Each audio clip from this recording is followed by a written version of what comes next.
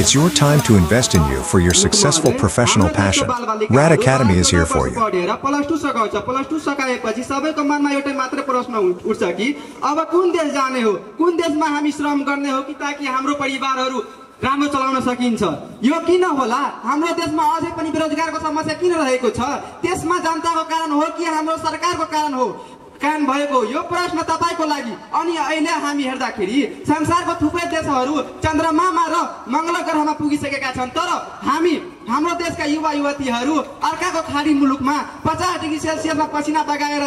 देखिन्छ कतिपय परिवारका सदस्यहरू काम गर्दै क्रममा यो 50-55 डिग्री सेल्सियसको तापक्रम नसहेर मृत्यु भएका खबर पनि हामी सुनेका नै छौं कतिपय आमाका छोराछोरी गुम्यो कतिकै श्रीमतीको श्रीमान गुम्यो कतिको छोराछोरीहरूको बुवा आमा बित्यो त्यसका जीवन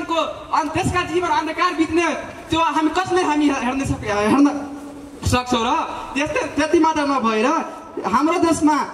युवाहरू देशमा व्यवस्था आज हामी हेर्दाखेरि झापाको दमक भ्यू टावर जुन करिब 2 अरब लागतमा बनिसकेका छन् र यो भ्यू टावरको हामी हेर्दाखेरि खासै त्यति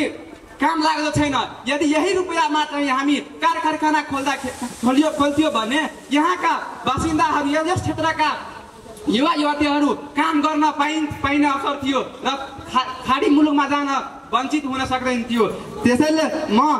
सभा अध्यक्ष महोदयसम्म ध्यान आकर्षण गर्न चाहन्छु मैले अर्को प्रश्न के छ भने सामान्य सभा मुख महोदय आफ्नो परम्परादेखि चलिरहेको केटी पक्षले केटा पक्षलाई दिने रुपैयाँ वा गहना जुन हाम्रो मध्य प्रदेशमा तीव्र गतिमा बढ्दै गइरहेको छ हाम्रो उपदफा 1 बमोजिमीको कसुर गर्ने व्यक्तिलाई 3 वर्षसम्म कैद वा 30,000 रुपैयाँसम्म जरिमाना Rad Academy, smart choice for smart students.